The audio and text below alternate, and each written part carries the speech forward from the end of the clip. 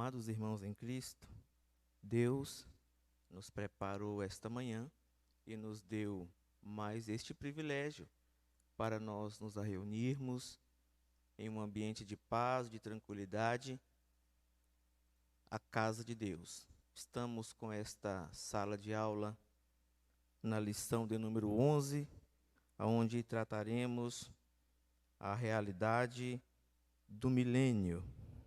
Estamos na Igreja Evangélica Assembleia de Deus. Para registro, estamos sob o cajado do pastor Isaac Luiz.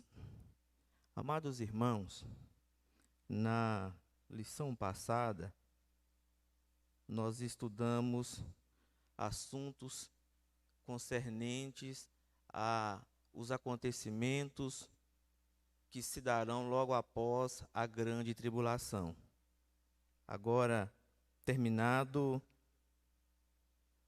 a grande tribulação e os fatos que estudamos na lição passada, aqui o comentarista irá nos colocar dentro da palavra de Deus, exatamente no momento em que o milênio se inicia. E ao falarmos do milênio, eu preciso ressaltar que, embora vocês já saibam, muitos estudiosos da palavra de Deus, quando eles se aplicam a estudar o milênio, por não ter acesso ao material correto, ou às vezes por se entregar à fantasia, adicionam à palavra de Deus interpretações grotescas, espetaculares, mirabolantes, que mais parecem com uma história de Alice no País das Maravilhas. Mas aqui nós temos em nossas mãos um material teológico, redigido com seriedade, respeitando todos os princípios do estudo bíblico, sem forçar o texto, considerando toda a mensagem de Gênesis a Apocalipse, mantendo Cristo no centro e, principalmente, mantendo a interpretação fiel e verdadeira como ela deve ser. Por isso, eu já acrescento que essa próxima hora que iremos passar aqui na presença de Deus estudando, ela é desprovida de achismo. Não terá da minha parte ou da parte dos irmãos qualquer achismo, qualquer expressões como eu acho assim, eu penso assim, eu acho que vai ser assim. Não. Nós estamos na Assembleia de Deus e aqui nós não achamos nada. Nós apenas estudamos a palavra de Deus e repassamos ela como ela é. É a lição 11, é a realidade do milênio. A introdução nos diz assim: com o fim da batalha do Armagedon, se iniciará um tempo sem igual na história. Cristo implantará seu reino sobre toda a terra. Todas as nações, povos e línguas estarão sob o governo do justo Emanuel. Mateus capítulo 1, versículo 22 e 23, que diz, entre tantas outras informações, que Cristo, o nosso Deus, ele é Emanuel, ele é um Deus conosco e é um Deus que está conosco e no milênio estaremos com ele também.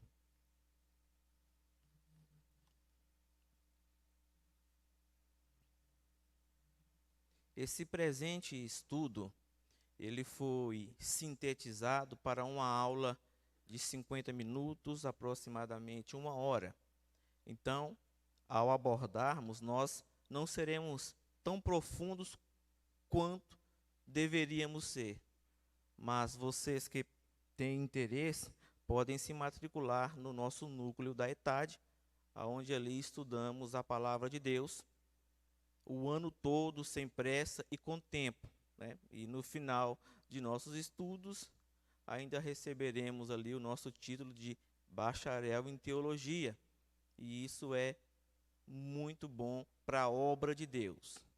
Para a aplicação pessoal, não teremos proveito, mas para o enriquecimento da obra de Deus, Isso é de grande valia. Tópico 1.1. Tópico 1, aliás. Tempo de profunda e ampla transformação. O mundo viverá um tempo sem igual de restauração e paz com o fim da grande tribulação. Toda a destruição e caos vistos na última das 70 semanas de Daniel darão lugar a um período de real crescimento, segurança e prosperidade para a humanidade. O período do milênio será uma amostra ao homem do que será a eternidade com Cristo. Diácono Odeurito está presente? Presbítero Reis. Depois o senhor pega uma água, por favor. Amados irmãos, aqui no tópico 1.1, o pastor William, que é o comentarista dessa revista, ele já começa acrescentando e nos informando que será um período de crescimento e, principalmente, será um período de paz. Aí nós começamos a pensar, mas atualmente já existe um crescimento, né? Atualmente já existe um desenvolver, a sociedade está se desenvolvendo. O crescimento aqui, nós podemos aplicá-lo ao ser, ao intelecto humano, diferente do crescimento que temos observado na sociedade atual, que não podemos chamar de crescimento. Nós estamos vendo o avanço tecnológico, nós estamos vendo o avanço da facilidade da difusão das ideias que cada um tem. Ou seja, qualquer pessoa pode se fazer ser ouvida. Qualquer pessoa tendo uma ideia, tendo uma ideologia, Deus abençoe, muito obrigado, pode se fazer ser ouvida com facilidade. Então, o crescimento, ele não é pessoal. O crescimento, ele é tecnológico. O crescimento é armamentista. O crescimento é bélico. O crescimento, ele é voltado a questões capitalistas, onde o homem cada vez mais rico procura se enricar ainda mais. Nem que para isso ele tenha que transformar esse reino atual, essa sociedade atual, transformá-la no seu tapete, transformar os menores, os menos favorecidos, de forma tal a alcançar os seus desígnios. O comentarista, ele diz que será um tempo de crescimento e um tempo de paz. Quando Cristo vier instaurar o milênio, o comentarista, ele fez questão de trazer para nós duas palavras, crescimento e paz, que estão contrapostos contra os 7 anos de grande tribulação, aonde, por 3 anos e meio, o homem, a raça humana, pensou ter encontrado o seu veio, pensou ter encontrado o seu caminho, porque foram 3 anos e meio de paz e de crescimento, por assim dizer, que foram, no final, transformados, na verdade, em 3 anos e meio de grande tribulação. E o que eles achavam ser um tempo de crescimento e paz é conhecido na Bíblia Sagrada e por vocês como um período de grande tribulação. Então, aqui estamos estudando o milênio. A batalha do Armagedon já aconteceu. Cristo e o povo dos santos venceu. E agora está sendo instaurado o milênio. Satanás aqui já vai ser amarrado e vamos entrar um pouco mais nesse pormenor. Tópico 1.1. Satanás é preso por 1000 anos. Isso é tudo no início do milênio. Satanás é preso por 1000 anos. No capítulo 19 do Apocalipse, vimos o juízo divino sobre o anticristo e o falso profeta. Estes dois foram lançados vivos no ardente lago de fogo e enxofre. Apocalipse, capítulo 19, versículo 20. Agora chegou a vez de Jesus tratar a Satanás. No livro de Jó, vemos o diabo a rodear a terra e passear por ela. Jó, capítulo 1, versículo 7. Mas com a segunda vinda de Cristo, ele será preso por 1000 anos. Apocalipse, capítulo 20, versículo 2, diz assim: Ele prendeu o dragão, a antiga serpente, que é o diabo e Satanás, e amarrou-o por 1000 anos. O mundo viverá algo inédito, 1000 anos sem nenhuma atividade satânica. Somos informados o porquê, para que mais não engane as nações. Apocalipse, capítulo 20, versículo 3. Hoje, embora Satanás esteja solto e atuando no mundo com os seus demônios, nós recebemos o poder de Cristo para, em nome dele, desfazer as obras do diabo. Este poder está acessível agora, mesmo ao que crê. Marcos capítulo 16, 17 e Lucas capítulo 16, capítulo 10, versículo 19. O poder para rejeitar os estímulos satânicos estão no Espírito Santo. E o Espírito Santo agora está disponível para todo cristão. Por isso, ao adentrarmos a um estudo como esse, não é necessário nós deixarmos a nossa cabeça doer e sermos tomados de medo e de pavor. Porque maior é o que está conosco do que o que está operando lá no mundo.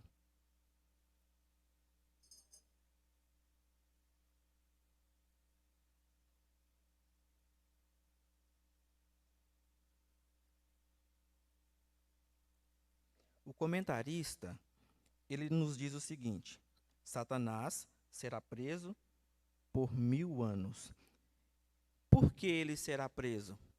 A resposta está nos dada aí no versículo 3 do capítulo 20. Para que não mais engane as nações. Como Satanás enganou as nações? Através de 2 homens. O anticristo, representando a política, e o falso profeta, representando a religião. É sabido de todos que durante o período de 7 anos da grande tribulação, a paz mundial fora resolvida. As doenças não existiam mais e havia só uma religião. Se por um lado o anticristo era adorado na política porque resolvia todas as guerras, resolveu o problema das guerras, não havia mais guerra. Do outro lado, o problema religioso, né? A parte espiritual do ser humano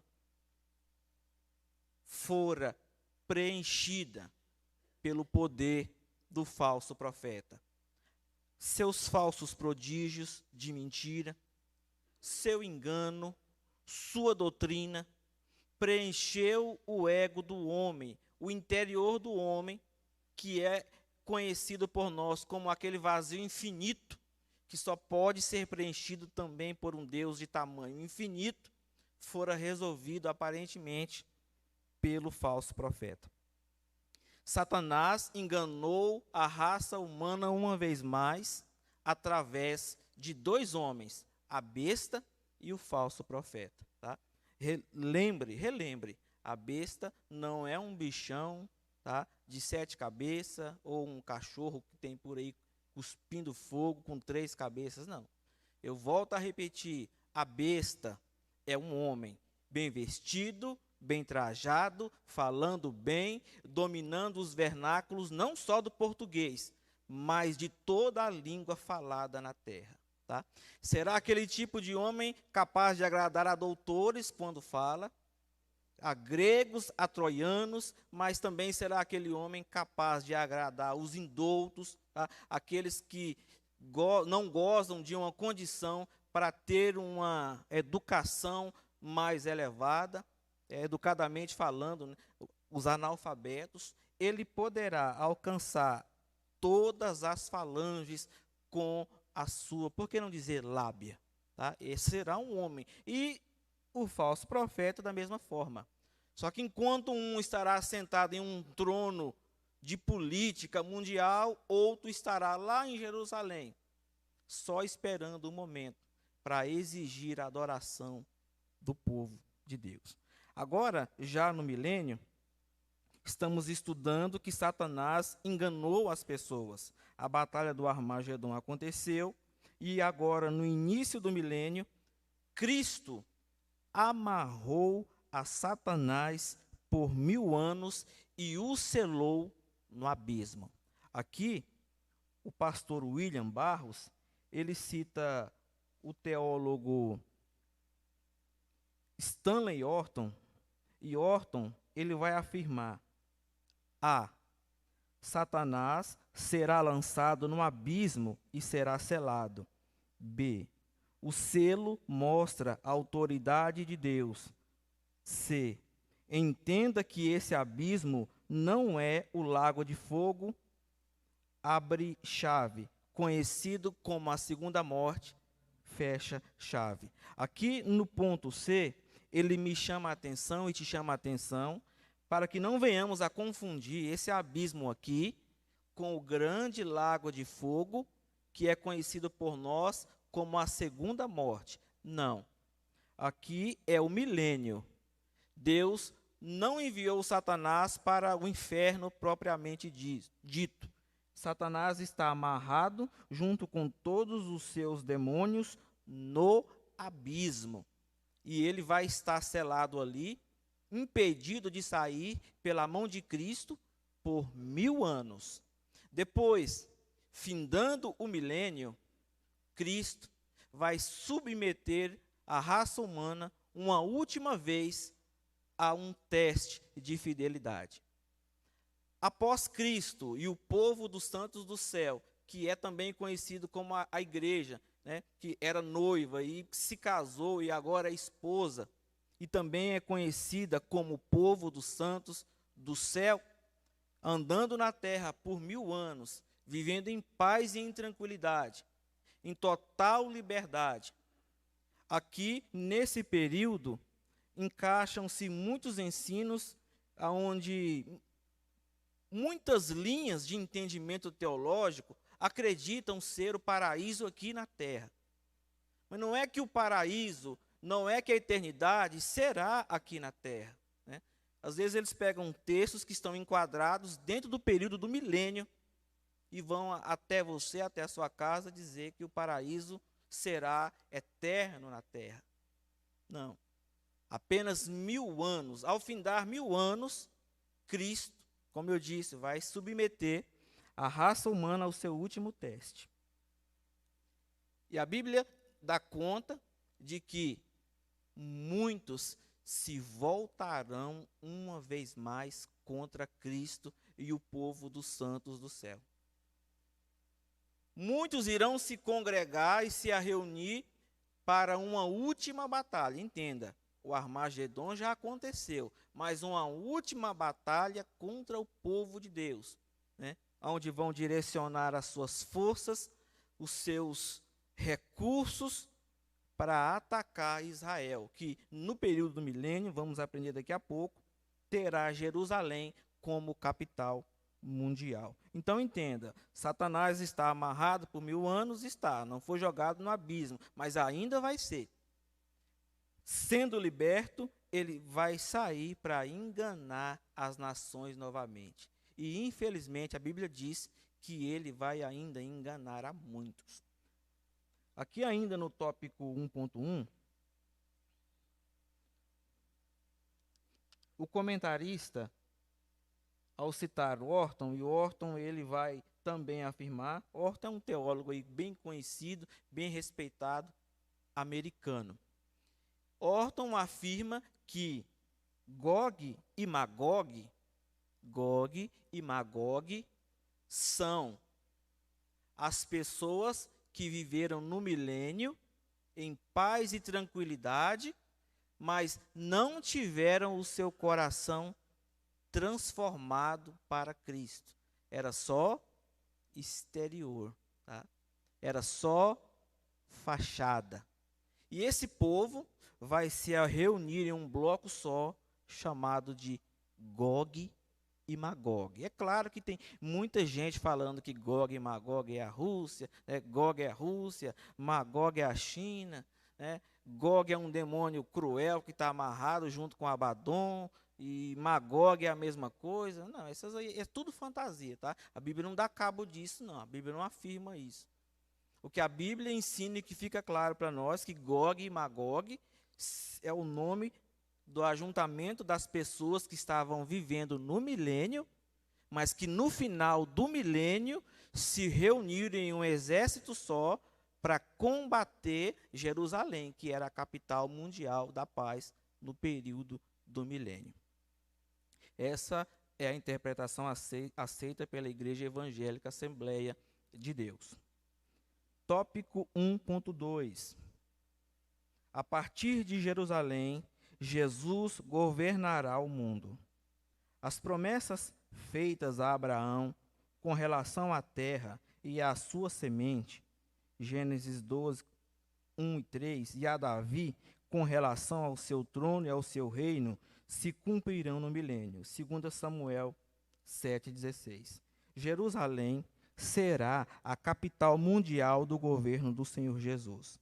Jeremias capítulo 3, versículo 17 diz assim: naquele tempo chamarão a Jerusalém o trono do Senhor, e todas as nações se ajuntarão a ela, ao nome do Senhor, a Jerusalém, e nunca mais andarão segundo o propósito do seu coração maligno. Os povos da terra subirão a Jerusalém, e de lá sairá a lei para os povos.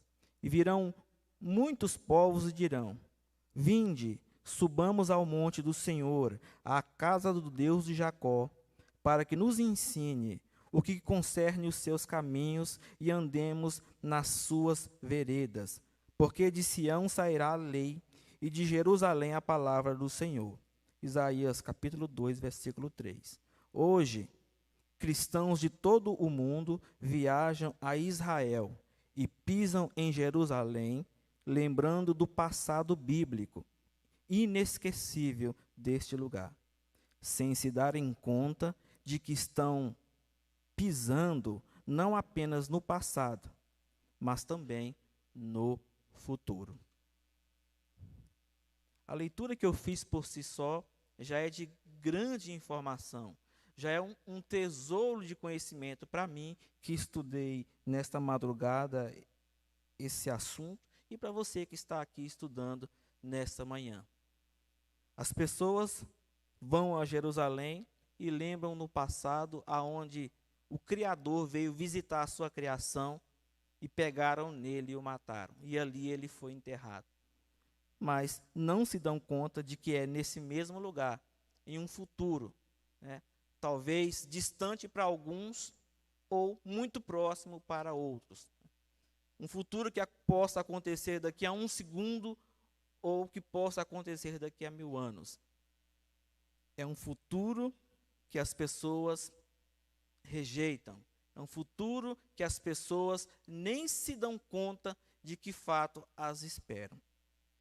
O comentarista aqui também, ele nos informa o seguinte, que fora feita por Deus 2 grandes promessas. Primeira promessa, Deus fez a Abraão e prometeu que Abraão seria pai de uma grande nação. E também prometeu a Davi que Davi teria um reino eterno, um reino firme, um reino justo. Promessa que Deus fez a Abraão, ela vai se cumprir no milênio, quando todo o planeta Terra será só uma tribo, uma nação, um país, um povo só. Se dará o cumprimento da promessa feita a Abraão. Fernando, Abraão então morreu sem ver o cumprimento de suas promessas? Foi cruel o fim desse homem. Viu o sonho morrer? Não. Abraão teve grande parte das promessas que Deus fez a ele cumpridas, e outras impossíveis de se cumprir no tempo de Abraão, mas que vão se cumprir no milênio. Mas fiquemos tranquilos, Abraão está descansando e esperando tudo acontecer para que ele venha passar 1000 anos na terra junto comigo e com você. E os anjos, e os arcanjos, e os querubins, e os humanos que estiverem vivendo aqui também, em um reino de paz, de tranquilidade, aonde todos terão as suas promessas cumpridas.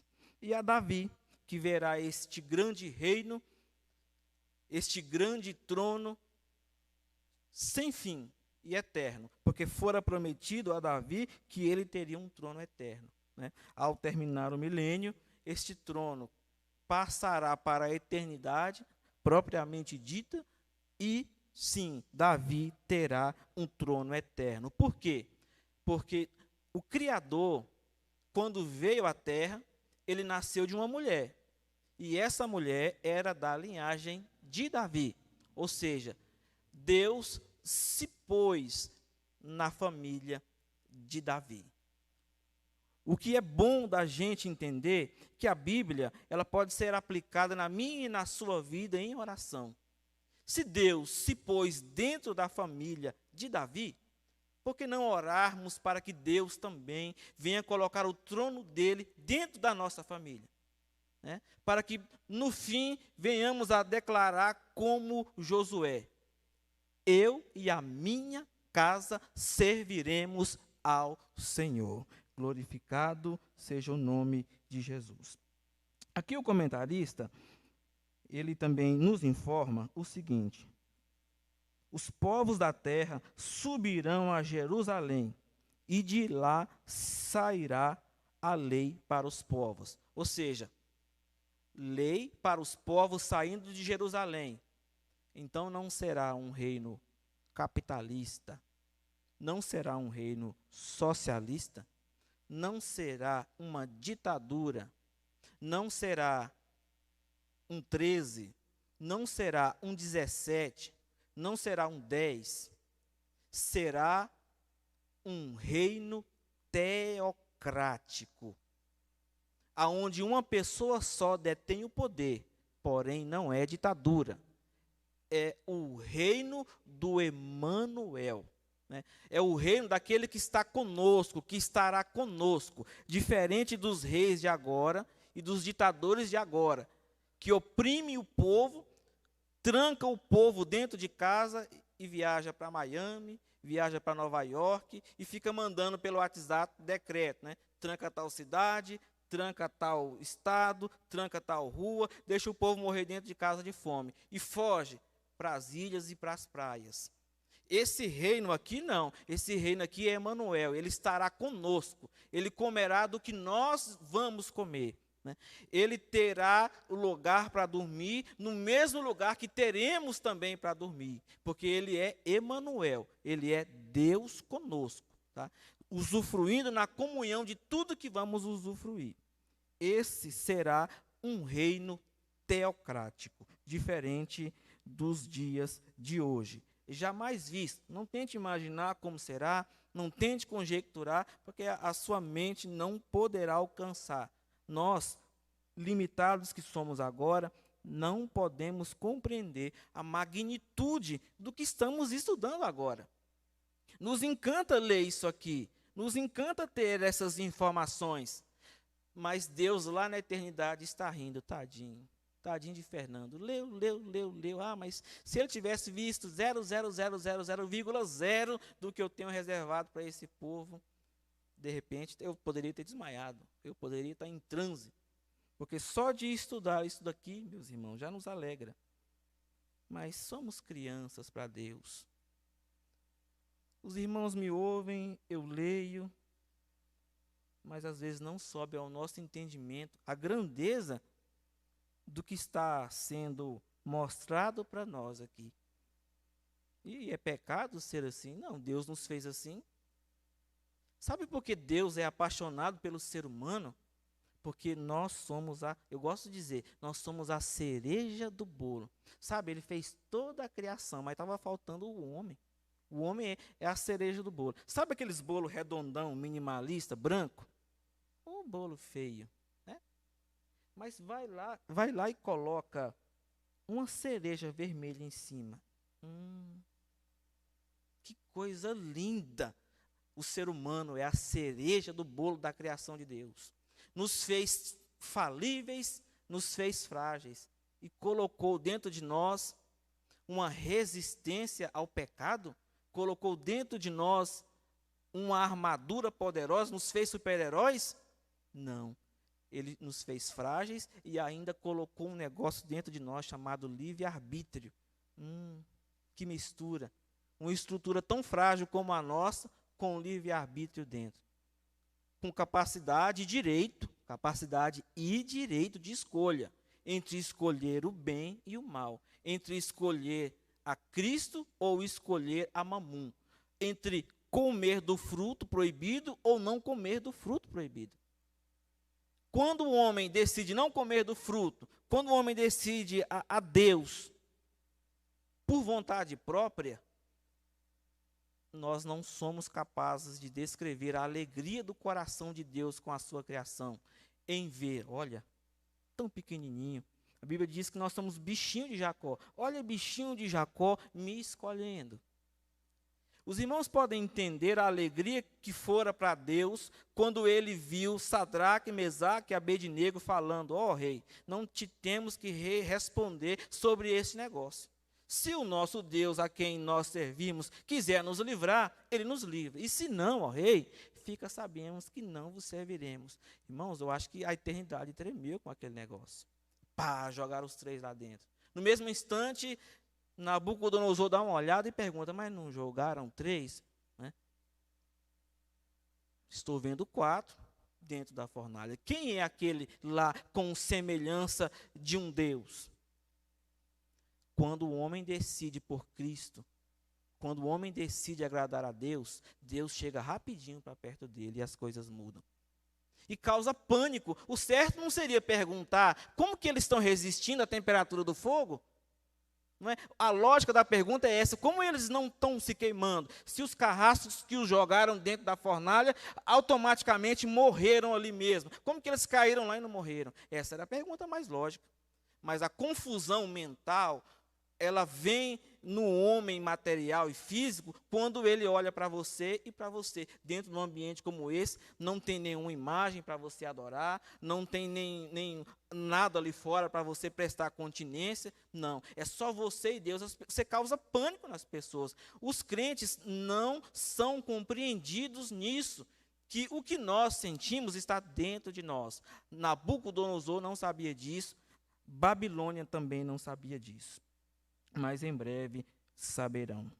Aqui no tópico 1.2, nós terminamos citando que o Harrison, o comentarista cita outro comentarista, R.K. Harrison, e Harrison afirma o seguinte: Jerusalém será luz para os gentios, como se esperava de Israel. Por que Deus escolheu Israel? Irmãos, quando eu falo citação de citação, é porque aqui no material do professor tem as citações que não tem aí na revista dos irmãos. Mas a revista está aqui comigo, no final os irmãos podem vir e conferir se quiserem, tirar foto da página. Está bem rabiscado, mas dá para tirar foto para você ler em casa depois. Eu deixo, não tem problema. Harrison afirma o seguinte: Jerusalém será uma luz para os gentios, como se esperava de Israel. Porque Deus escolheu Israel para ser povo seu, para ser luz no planeta. Israel fracassou em tudo que Deus propôs para que Israel desenvolvesse. E no milênio, Jerusalém finalmente terá êxito em ser luz para os gentios. Finalmente. Tópico 1.3. Jesus, o Rei universal. No milênio, Jesus governará sobre todo o mundo. Há várias passagens na Bíblia que mostram isso, mas uma, sem dúvida, é emblemática. A estátua que Nabucodonosor viu em sonho. Abre aspas. Tu, ó rei, estavas vendo, e eis aqui uma grande estátua. Esta estátua, que era imensa, e cujo esplendor era excelente, estava em pé diante de ti. E a sua vista era terrível. Daniel capítulo 2, versículo 31.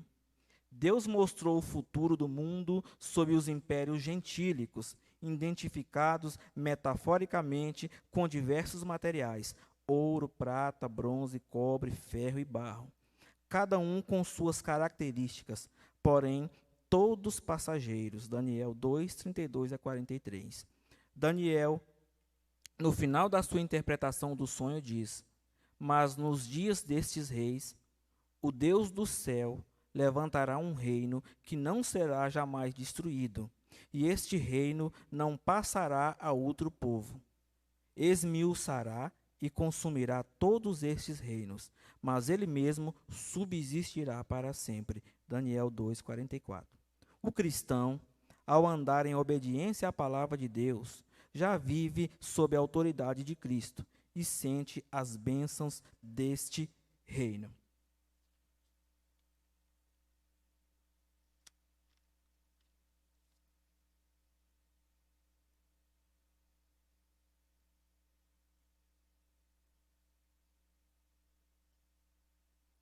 Amados irmãos, pondera comigo aqui uma questão para nós chegarmos à mesma conclusão juntos, ao mesmo tempo.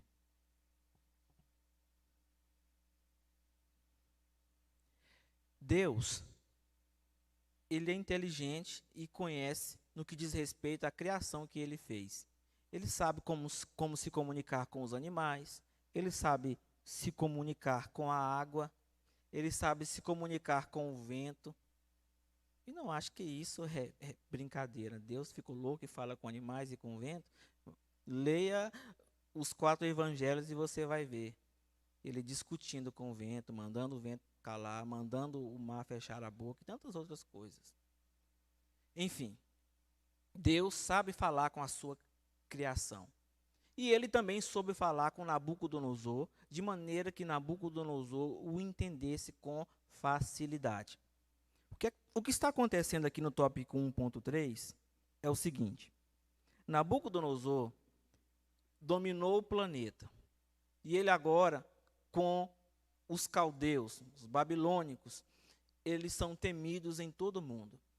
Só que por mais que o homem seja poderoso e temido, existe um Deus no céu que ainda faz tudo o que lhe apraz. Tá? O Salmo 115 diz que Deus está no céu, sentado num trono, fazendo a vontade dele do jeito que ele quer fazer, sem pedir opinião para ninguém.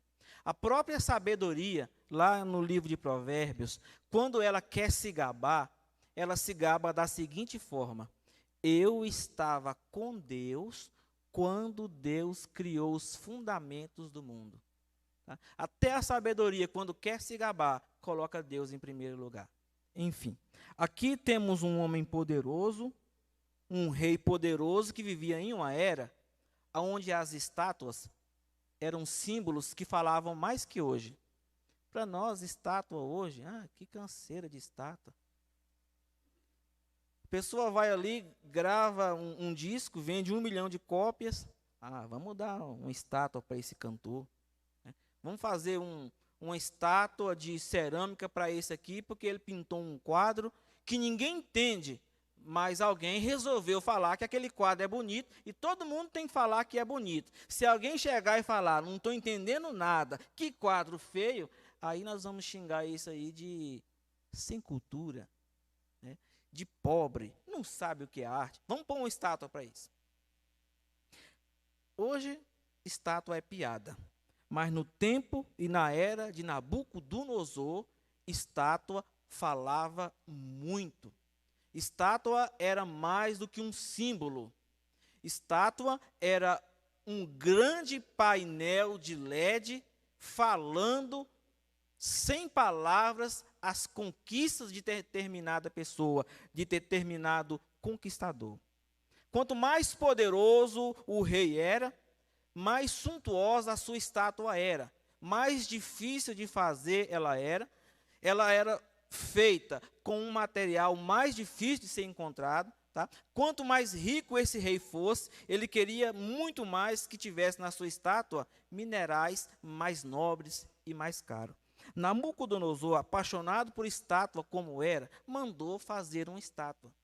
E com certeza essa estátua era a sua própria imagem. E ele disse, né, o livro de Daniel diz, né, quando tocar, aí começa a dizer, um monte de instrumento, buzina, chofar, trompete, um monte de coisa ele tinha ali naquele negócio. Tocou tudo, todo mundo tem que adorar a estátua. E era de Nabucodonosor. Deus, sabendo que Nabucodonosor entendia de estátua, Deus vem em sonho para Nabucodonosor. E Nabucodonosor teve um sonho. E ele sonhou com uma estátua, que em suma era de uma visão assustadora. E ele acordou de noite, preocupado, querendo entender o que ele tinha visto, em parte. Então, a Bíblia diz, você conhece, que ele manda chamar todos os encantadores, todos os adivinhos, catimbozeiros, astrólogos do reino para comparecer à sua sala para dar, irmão Fernando Costa, a tradução do sonho. E vieram todo mundo para ouvir o sonho de Nabucodonosor. Né? O rei certamente iria contar o sonho e eles iriam dar a tradução. Mas Nabucodonosor não era cabra besta. Quando eles chegaram, Nabucodonosor disse o seguinte, olha, eu não quero a tradução do sonho. Aliás, eu quero a tradução do sonho, mas antes disso, vocês vão contar para mim o que é que eu sonhei. Tá? Eu não vou contar para vocês e vocês vão me dar interpretação, não. Vocês vão contar para mim qual é que foi o sonho que eu tive à noite. Aí disseram, mas ó rei, Nabucodonosor, não há um rei no mundo sequer que peça isso para os seus. Isso é coisa impossível de se fazer. Isso é tarefa impossível de ser feita. Que pode ser feita tão somente pelos deuses que não habitam na carne. Em certa forma, eles estavam corretos. Né? Se tratando que Deus é um e também é três, ele acertou quando disse que os reis, só os reis que habitam fora da terra, o Pai, o Filho e o Espírito Santo pode resolver. Nisso eles estavam certos. E o rei falou, pois bem, se vocês não falar para mim o que eu sonhei, não me contar com o que eu sonhei à noite, eu vou matar vocês todos. E aí Daniel ia passando no corredor, e ele escutou aquele mexerico todo, e ele foi até o chefe que fora designado para aquela função de degolar a todos os sábios, e contaram para ele, não, o rei teve um sonho, e ele não quer só a interpretação. A pessoa que for interpretar primeiro tem que adivinhar o que ele sonhou.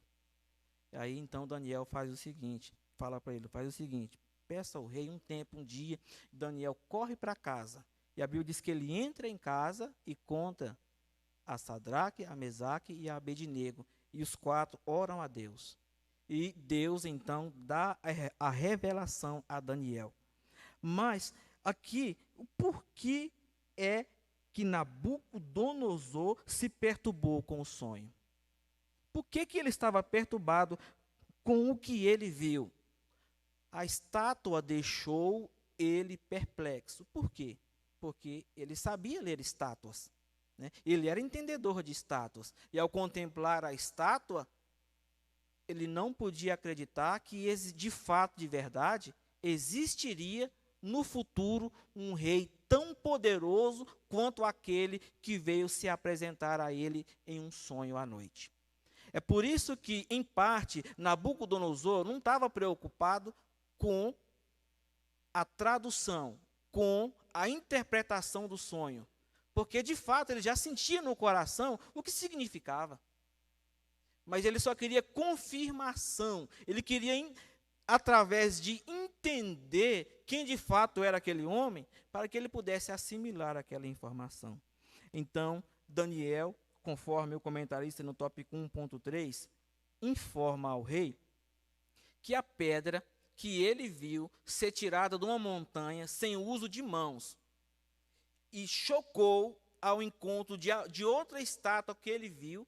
Era uma estátua que tinha parte de barro, era uma estátua que tinha parte de ferro, era uma estátua que tinha parte de cobre, era uma estátua que tinha parte de outros materiais. Me parece que tinha uma parte da estátua que era misturada com semente do homem, né? Aqui fica subentendido que era um reino humano, mas quando essa pedra pequena veio, chocou contra a estátua, ela esmiuçou toda a estátua. Então Daniel disse ao rei, a cabeça da estátua era de ouro, é o maior dos reinos, esse é o teu.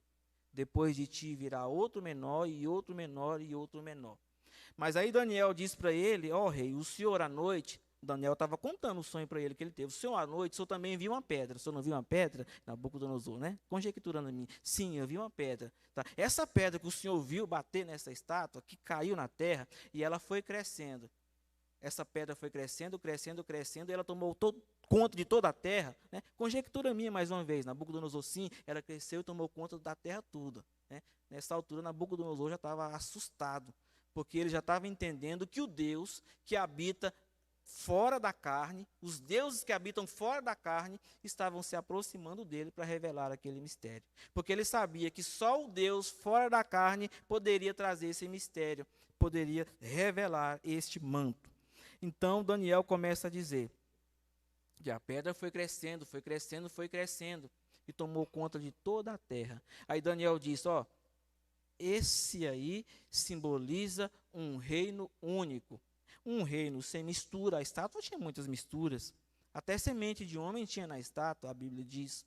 Essa estátua aí pura, de pedra pura, grossa, não lapidada, que tomou conta dos reinos todos, é o reino daquele que te visitou à noite. E aí Nabucodonosor, então, caiu por terra. O comentarista diz aqui que Nabucodonosor caiu por terra, errou ainda em adorar a Daniel e clamou o seguinte.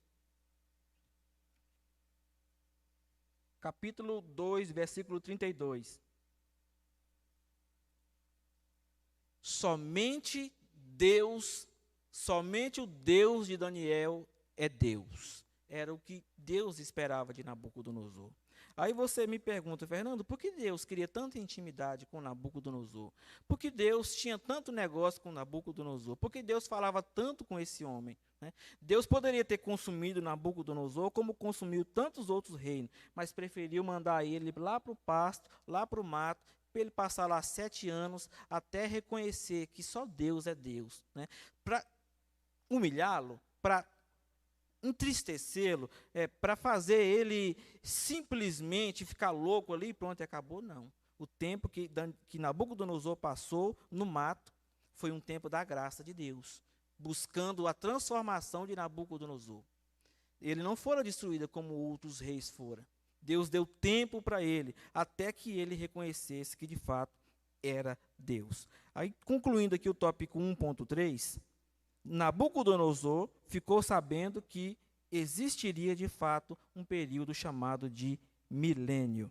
E por fim, o comentarista fala, o cristão, ao andar em obediência à palavra de Deus, já vive sob a autoridade de Cristo e sente as bênçãos deste reino amoroso. Ou seja, nós, povo de Deus, que gozamos da graça de Deus, não precisamos esperar o milênio vir para que nos sintamos felizes. Debaixo da graça, com o Espírito Santo em nós, nós já podemos sentir as bênçãos do Emanuel, as bênçãos do Deus conosco, as bênçãos deste Rei amoroso, conforme o comentarista afirma aí no tópico 1.3. Tópico 2, a definição do milênio. O milênio é um período de 1000 anos, do grego mille. 6 vezes encontramos no capítulo 20 de Apocalipse a referência a esse período de tempo. Apocalipse capítulo 20, versículo 1 a 7. É o tempo no qual Satanás será amarrado e lançado no abismo. Apocalipse 23. E o Senhor Jesus governará triunfante sobre toda a terra. Tópico 2.1. Derramamento pleno do Espírito Santo. E há de ser que depois derramarei meu espírito sobre toda a carne, e vossos filhos e vossas filhas profetizarão. Os vossos velhos terão sonhos, os vossos mancebos terão visões. Esta conhecida profecia de Joel é mencionada por Pedro no dia do Pentecostes, como se cumprindo naquele momento, Atos 2:16. Desta forma, fica claro que esta profecia começou a se cumprir no mundo no derramamento do Espírito Santo na igreja. Mas no milênio, toda a terra verá esta profecia se cumprindo. Será um reino terrestre, mas de profundo caráter espiritual, onde os santos têm comunhão e a apatia espiritual e frieza para com as coisas de Deus darão lugar a um fervor genuíno e amor a Deus por toda a parte. Enquanto este tempo não chega, cabe ao cristão buscar de todo o coração ter uma vida cheia do Espírito Santo. Aqui o comentarista diz no tópico 2.1 que no milênio as pessoas serão cheias do Espírito Santo, que não será algo inédito, será algo que aconteceu no dia do Pentecostes, na igreja primitiva, aonde foram batizados e cheios do Espírito Santo, quem permaneceu aguardando em Jerusalém, que continuou até os dias de hoje, mas que no milênio, as pessoas vão ver isso acontecendo de fato, de verdade, com facilidade. Eu creio da seguinte forma: acontece hoje, os velhos têm visões? Tem. Os jovens são cheios do Espírito Santo? São. Tá? Tem o conhecimento de Deus? Sim. Mas Satanás não está preso. Satanás está aí fora no mundo, cegando a visão das pessoas para elas não verem as maravilhas que Deus faz, das revelações que Deus faz dentro da igreja, das curas que Deus faz, das transformações de caráter que Deus faz. As pessoas ficam lá fora, cegas, procurando um sinal, querendo ver um paralítico andar, querendo ver um cego ver, né? Querendo ver alguém andar por cima das águas. Né? As pessoas querem um sinal, elas pedem um sinal. No tempo que Cristo andou na terra, também pediram um sinal para ele. E ele disse: olha, vocês não vão ver um sinal, não vão ver. Enfim, Satanás não vai estar atuando no milênio. E as pessoas vão ter facilidade para ver as coisas espirituais acontecendo. O comentarista diz que vai ser um reino terrestre. Será um reino terrestre, porém com um profundo caráter espiritual. Tópico 2.2. O tempo da manifestação do rei. O Senhor Jesus é a figura central do mundo. João 1:3. Nada teria real significado na vida sem Jesus. O milênio não é exceção. Ele é o sol da justiça e tudo gira ao seu redor. Malaquias 4:2. Em sua segunda vinda, Cristo é o filho de Abraão e tem direito sobre todo o território de Israel. Gênesis 17:8, Mateus 1:1. E também o filho de Davi, sendo assim o herdeiro por direito ao trono e ao governo. Fernando, me explique como uma pessoa poderá então ser filha de dois. Me explique também porque tantos outros na Bíblia Sagrada, mesmo que não nasceram da linhagem direta, da linhagem seguinte, também são chamados filhos. Nessa cultura israelita, nessa cultura judaica, você é considerado filho se você for herdeiro. De forma que o tataraneto de Abraão também pode ser considerado um filho de Abraão. Né? O tatara de Noé pode ser também considerado filho de Noé. Fez parte da mesma linhagem, fez parte da mesma família, é filho. Jesus é filho de Abraão, porque veio dessa linhagem. Jesus é considerado filho de Davi, porque também veio dessa linhagem, enquanto era carne. Então, sendo o último dessa linhagem, por direito, ele é herdeiro da terra. Né? Ele poderia dizer que ele é dono porque foi ele que fez. Eu fiz, eu mando e desmando, é minha. Né? Os animais são meus, a terra é minha, eu criei. Mas Deus é justo, Deus é correto, né? Se alguém quiser peitá-lo também dentro da lei, não haverá êxito, porque ele mesmo não desobedece à lei, não é? Não foram cobrar impostos para ele lá, e Pedro não ficou chateado porque estavam querendo receber o imposto. O que Jesus fez? Vai lá e pesca o peixe, na boca do peixe tem lá a forma de pagamento, né? Dá a César o que é de César, pega o outro que é de Deus e dá a Deus. Cristo também cumpre a lei, e nem nisso, Satanás não pôde pegá-lo.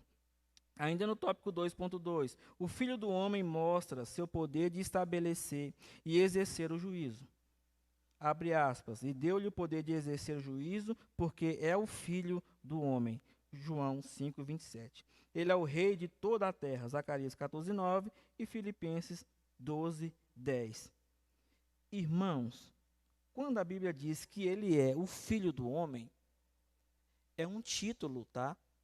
Às vezes você poderia dizer que seria uma piada interna, onde só as pessoas ligadas àquele gracejo ali vão entender a brincadeira, né? Da mesma forma, só atualmente um habitante do céu pode compreender essa expressão Filho do Homem. Um anjo entende ela muito bem, um arcanjo entende ela muito bem, um querubim entende ela muito bem, um serafim entende ela muito bem. Tá?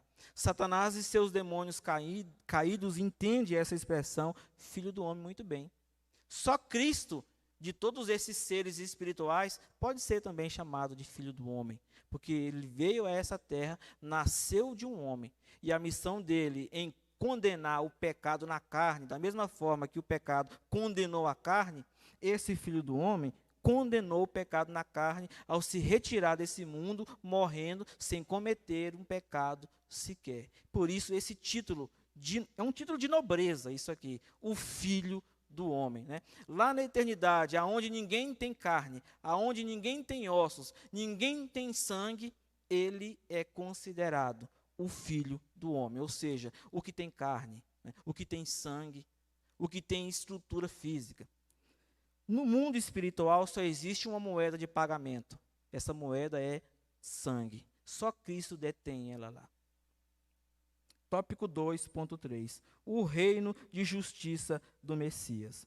No mundo de hoje, não são poucos os escândalos por corrupção, assassinatos e violências que muitas vezes ficam impunes, causando revolta e desânimo. Porém, no milênio, não mais haverá injustiças. Será estabelecido na terra a justiça de Deus. O rei é o sol da justiça. Seu reino trará justiça aos povos. Neste tempo, Jerusalém, capital do governo de Cristo, será conhecida como a cidade da justiça. O mundo dirá: dizei entre as nações, o Senhor reina. O mundo também se firmará para que se não abale. Ele julgará os povos com retidão. Salmo 96, versículo 10.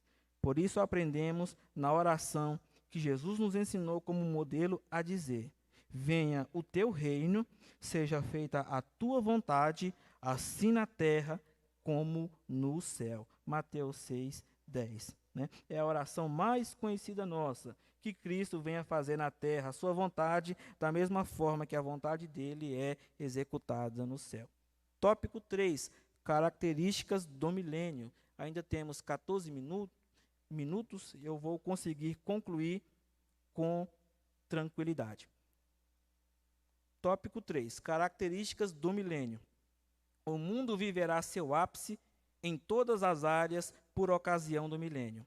Mudanças significativas e profundas serão vistas, por exemplo, no reino animal, onde acabará a ferocidade dos animais, e estes ficarão mansos. Isaías 11:6.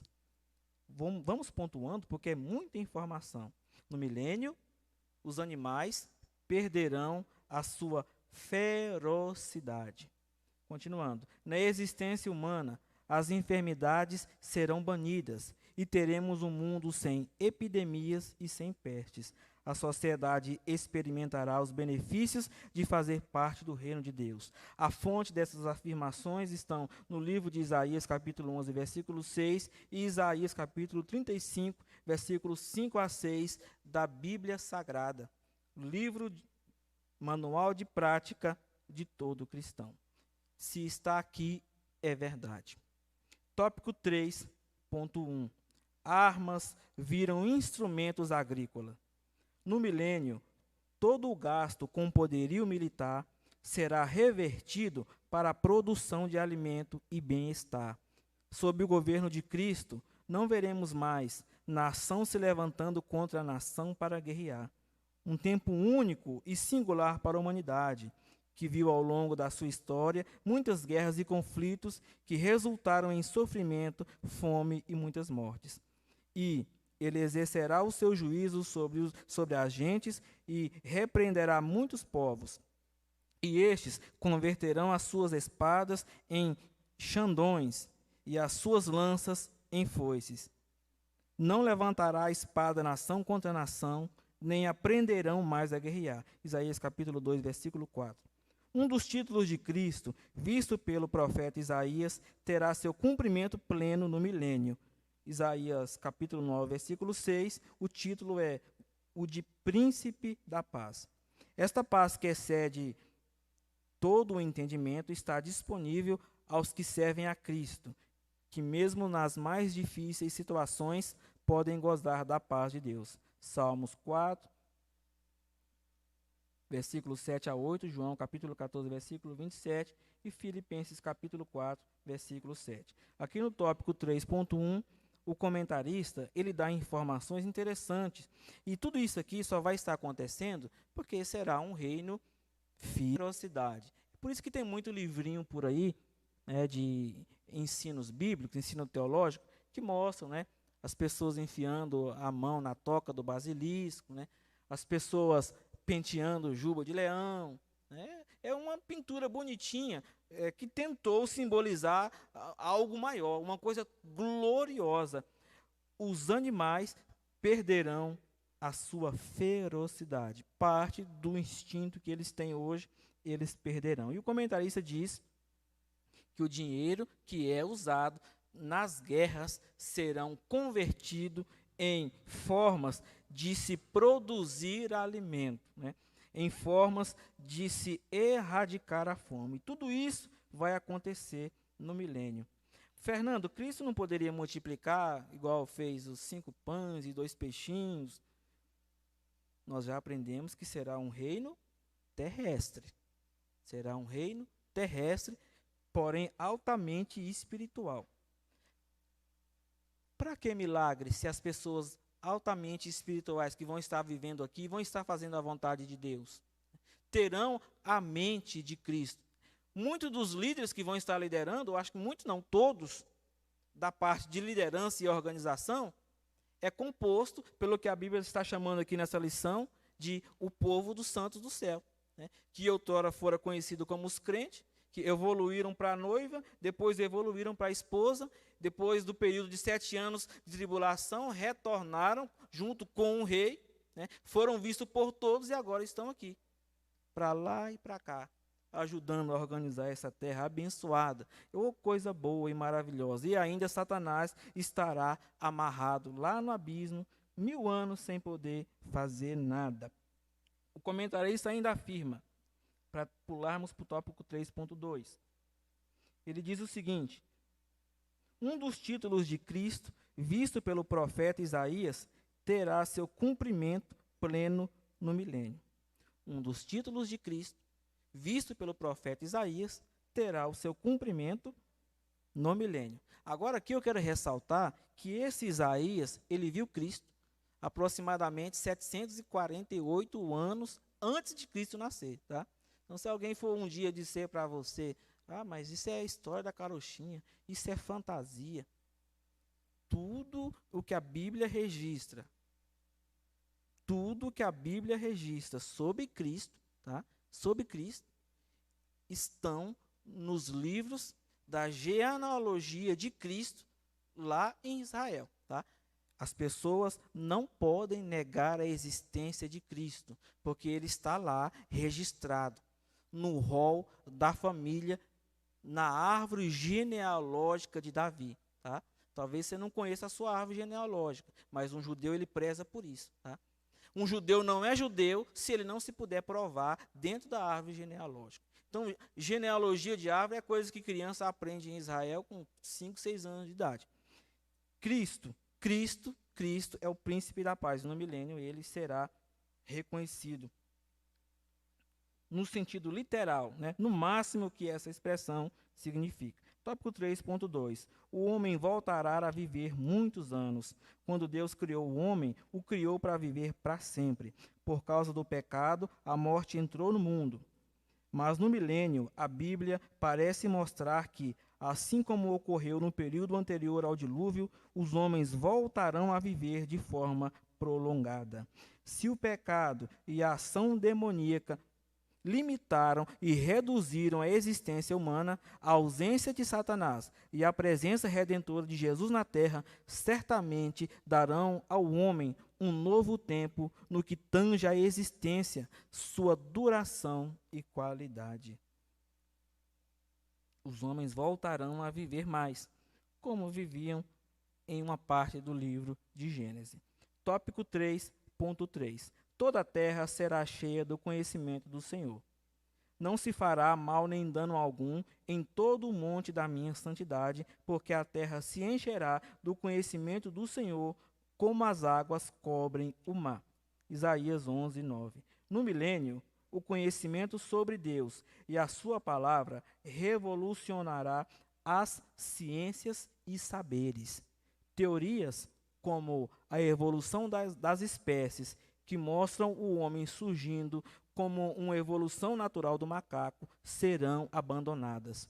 Ideologias nefastas que destroem princípios e valores caros à humanidade, como a ideologia de gênero, serão substituídas por o conhecimento e saber que ficou limitado ao homem por causa da queda. Imagine as descobertas científicas, revolução tecnológica e produção de conhecimento que acontecerão no milênio. Amados irmãos, no tópico 3.3, o comentarista ele ressalta e afirma sobre muitas teorias, né, sobre muitos ensinos, principalmente a evolução dos macacos, né, são coisas que às vezes nos fazem até dar risada, né. Daniel e Samuel cantam um hino e tem uma parte do hino que eles perguntam o seguinte: se o homem veio do macaco, por que é que até hoje ainda existem os macacos? Aonde é que eles pararam de evoluir? Aí ele diz o seguinte, a dupla dizendo, é um tema que só serve para discussão, né? Mas o resumido contexto é fraco. A própria ciência já está se derrubando. Agora, em palavras minhas, você já conhece o que eu vou dizer. A própria ciência já caminha para derrubar esse negócio. O homem já conhece, já consegue traçar o genoma de si próprio. Tá? É só porque não estão divulgando ainda. É só porque não querem dar espaço. Tá? Mas o homem já traçou todo o seu genoma. Tá? Sabe de onde saiu e até onde chegou até agora. Se tem alguma coisa de macaco ali, ou não, estão calados. Mas um dia eu gostaria de que divulgassem a pesquisa por completo. Para terminarmos, o comentarista ele nos dá um motivo de oração. Vamos ficar de pé para encerrarmos com motivo de oração? O motivo de oração é: ore por uma vida cheia do Espírito Santo. Excelentíssimo Deus e Pai, Pai do nosso Senhor e Salvador Jesus Cristo. Nesse momento, instante, eu oro para mim mesmo e cada um dos meus irmãos orará por si próprio, Pai, pedindo a virtude, pedindo para ser cheio de Ti, Espírito Santo. Só poderemos adentrar no milênio, só poderemos subir no primeiro arrebatamento, só poderemos participar de todas essas bênçãos gloriosas se formos cheios de Ti para resistirmos o mal. Cubra-nos com Teu sangue, Jesus, e nos abençoe nessa manhã. Amém. Os irmãos podem se assentar. Nosso superintendente presidente.